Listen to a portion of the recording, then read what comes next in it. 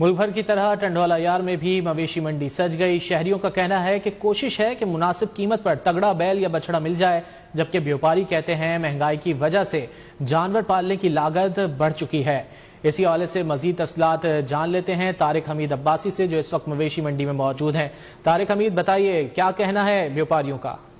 जी, मुल्क के दीगर शहरों की तरह जिला टंडौला यार में भी मवेशी मंडियां जो है कि सज चुकी हैं और इस वक्त मैं मौजूद हूँ टंडौला यार की सबसे बड़ी जो है कि मवेशी मंडी के अंदर। मेरे साथ एक व्यापारी मौजूद है, उनसे बात करते हैं इस हवाले से। उनका क्या कहना सर, आप बताएंगे?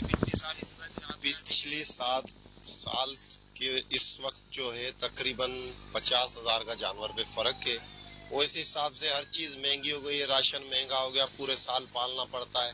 हमारे को जो है ना इसके पानी के भी पैसे नहीं मिलते। अब 3 लाख की चीज है, लगाने वाले 2 लाख लगा रहे हैं। उनका ज़हन जो है वो अगले साल के हिसाब से कि हमने अगले साल 2 लाख का लिया। अब महंगाई इतनी हो गई, हम क्या करें, मजबूर हैं। हर चीज महंगी हुई है, उसकी वजह से जानवर भी महंगा है, क्या कर सकते हैं।